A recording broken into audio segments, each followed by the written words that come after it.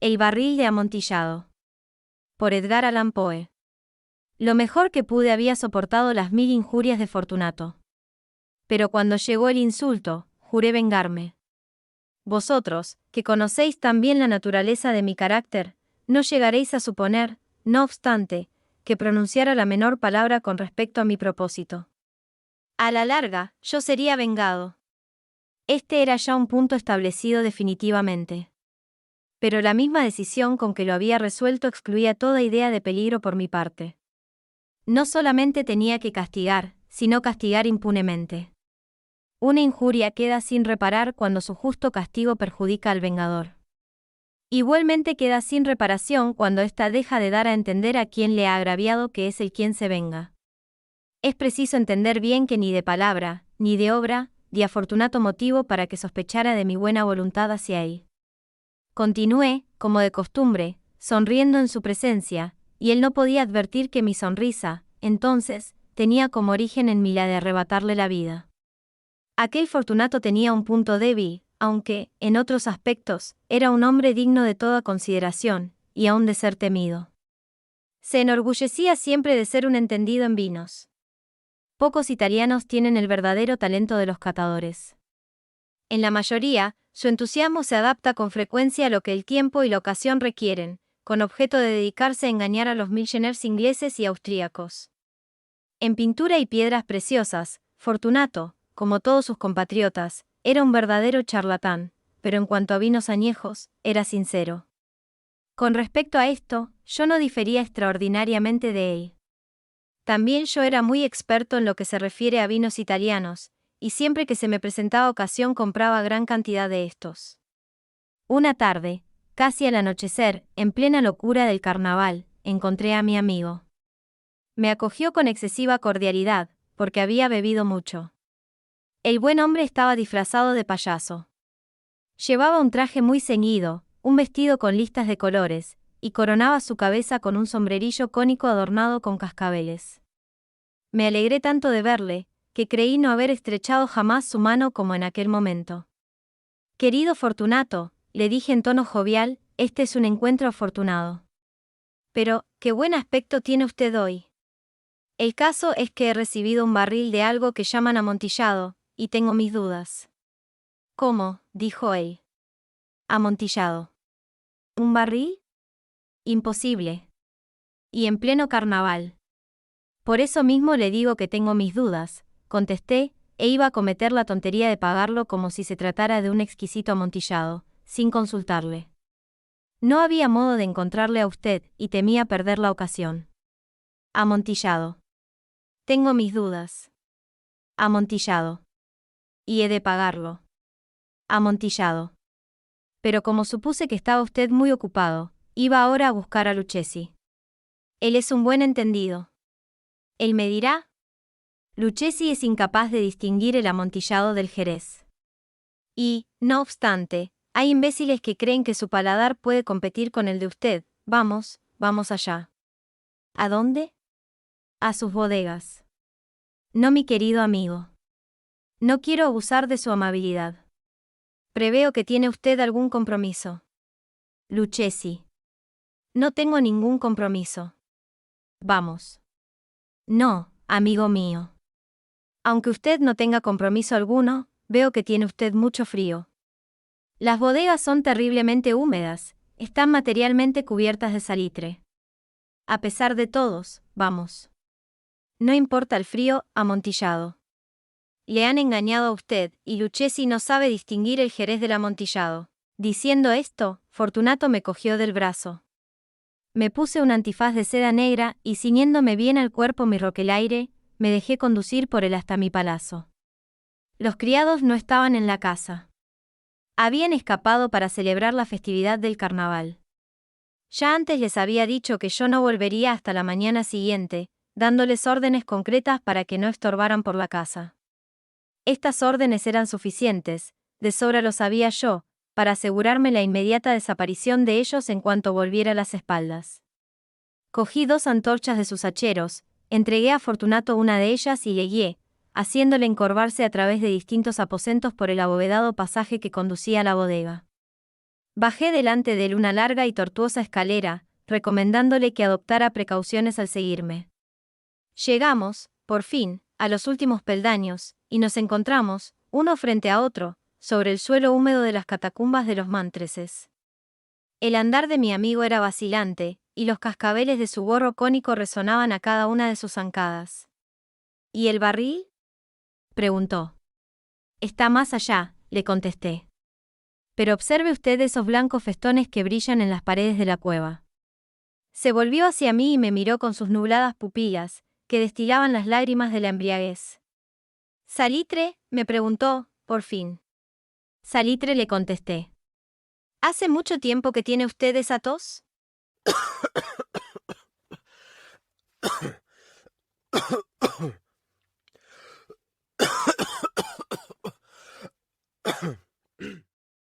A mi pobre amigo le fue imposible contestar hasta pasados unos minutos.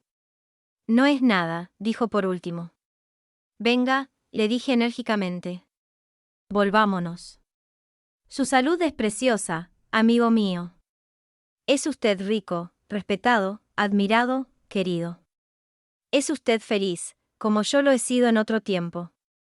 No debe usted malograrse. Por lo que me respecta, es distinto. Volvámonos. Podría usted enfermarse y no quiero cargar con esa responsabilidad. Además, cerca de aquí vive Lucchesi. Basta, me dijo. Esta tos carece de importancia. No me matará. No me moriré de tos. Verdad, verdad, le contesté. Realmente, no era mi intención alarmarle sin motivo, pero debe tomar precauciones. Un trago de este Madak le defenderá de la humedad. Y diciendo esto, rompí el cuello de una botella que se hallaba en una larga fila de otras análogas, tumbadas en el húmedo suelo. Beba, le dije, ofreciéndole el vino.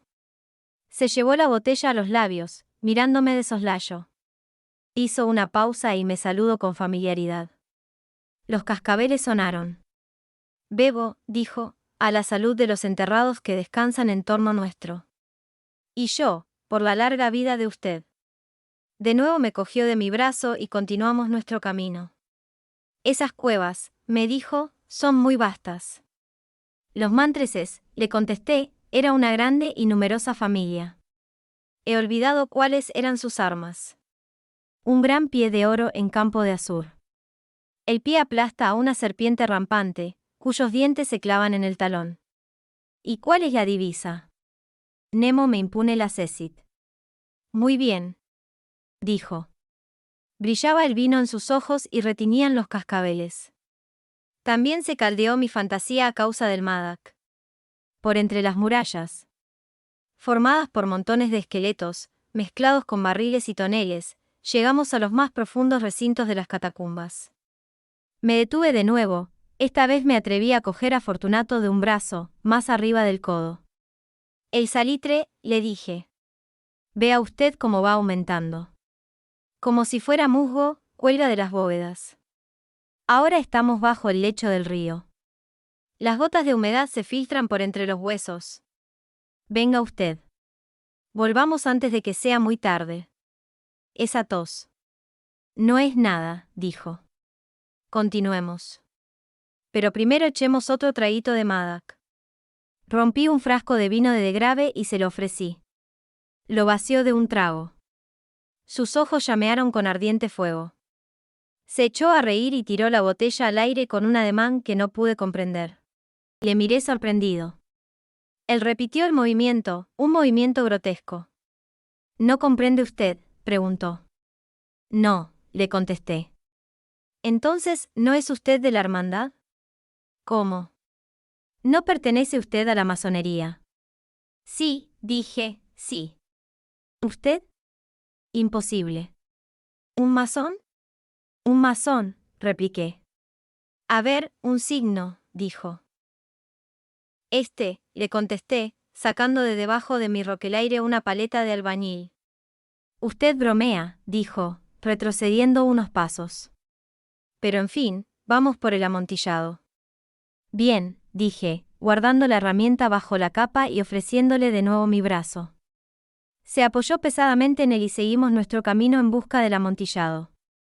Pasamos por debajo de una serie de bajísimas bóvedas, bajamos, avanzamos luego, descendimos después y llegamos a una profunda cripta, donde la impureza del aire hacía enrojecer más que brillar nuestras antorchas.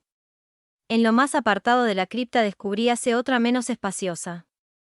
En sus paredes habían sido alineados restos humanos de los que se amontonaban en la cueva de encima de nosotros, tal como en las grandes catacumbas de París. 3 lados de aquella cripta interior estaban también adornados del mismo modo. Del cuarto habían sido retirados los huesos y yacían esparcidos por el suelo, formando en un rincón un montón de cierta altura. Dentro de la pared, que había quedado así descubierta por el desprendimiento de los huesos, veíase todavía otro recinto interior, de unos 4 pies de profundidad y 3 de anchura, y con una altura de 6 o 7. No parecía haber sido construido para un uso determinado, sino que formaba sencillamente un hueco entre 2 de los enormes pilares que servían de apoyo a la bóveda de las catacumbas, y se apoyaba en una de las paredes de granito macizo que la circundaban. En vano, Fortunato, levantando su antorcha casi consumida, trataba de penetrar la profundidad de aquel recinto.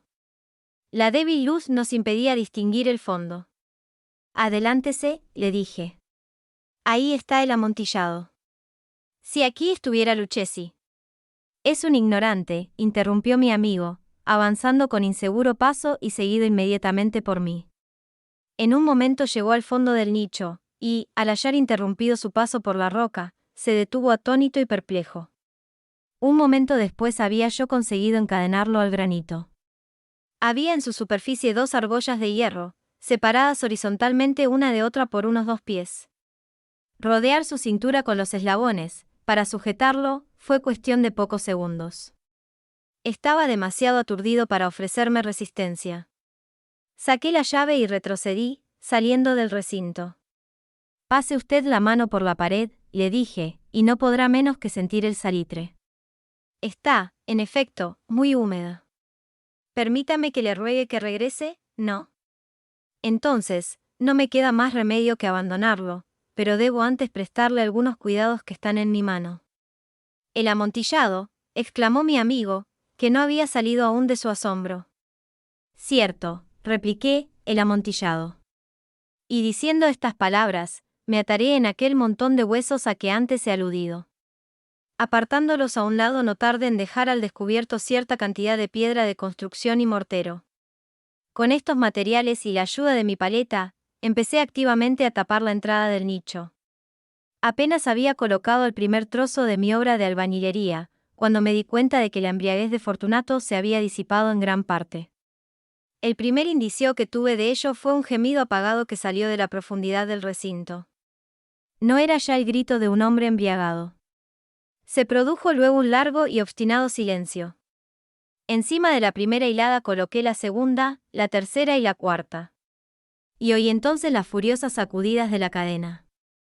El ruido se prolongó unos minutos, durante los cuales, para deleitarme con él, interrumpí mi tarea y me senté en cuclillas sobre los huesos. Cuando se apaciguó, por fin, aquel rechinamiento, cogí de nuevo la paleta y acabé sin interrupción las quinta, sexta y séptima hiladas. La pared se hallaba entonces a la altura de mi pecho. De nuevo me detuve, y, levantando la antorcha por encima de la obra que había ejecutado, dirigí la luz sobre la figura que se hallaba en el interior. Una serie de fuertes y agudos gritos salió de repente de la garganta del hombre encadenado, como si quisiera rechazarme con violencia hacia atrás. Durante un momento vacilé y me estremecí. Saqué mi espada y empecé a tirar estocadas por el interior del nicho. Pero un momento de reflexión bastó para tranquilizarme. Puse la mano sobre la maciza pared de piedra y respiré satisfecho. Volví a acercarme a la pared, y contesté entonces a los gritos de quien clamaba. Los repetí, los acompañé y los vencí en extensión y fuerza. Así lo hice, y el que gritaba acabó por callarse. Ya era medianoche, y llegaba a su término mi trabajo. Había dado fin a las octava, novena y décima hiladas. Había terminado casi la totalidad de la oncena, y quedaba tan solo una piedra que colocar y revocar. Tenía que luchar con su peso. Solo parcialmente se colocaba en la posición necesaria. Pero entonces salió del nicho una risa ahogada, que me puso los pelos de punta. Se emitía con una voz tan triste, que con dificultad la identifiqué con la del noble Fortunato. La voz decía: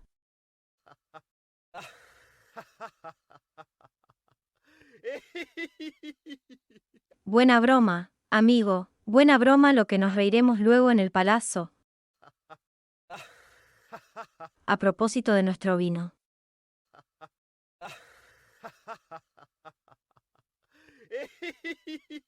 El amontillado, dije. Sí, el amontillado. Pero, ¿no se nos hace tarde? ¿No estarán esperándonos en el palazzo Lady Fortunato y los demás? Vámonos. Sí, dije, vámonos ya. Por el amor de Dios, mántrese. Sí, dije, por el amor de Dios. En vano me esforcé en obtener respuesta a aquellas palabras. Me impacienté y llamé en alta voz: Fortunato. No hubo respuesta, y volví a llamar: Fortunato. Tampoco me contestaron. Introduje una antorcha por el orificio que quedaba y la dejé caer en el interior. Me contestó solo un cascabeleo. Sentía una presión en el corazón, sin duda causada por la humedad de las catacumbas. Me apresuré a terminar mi trabajo. Con muchos esfuerzos coloqué en su sitio la última piedra y la cubrí con argamasa. Volví a levantar la antigua muralla de huesos contra la nueva pared. Durante medio siglo, nadie los ha tocado. Impasse requiescat. Fin.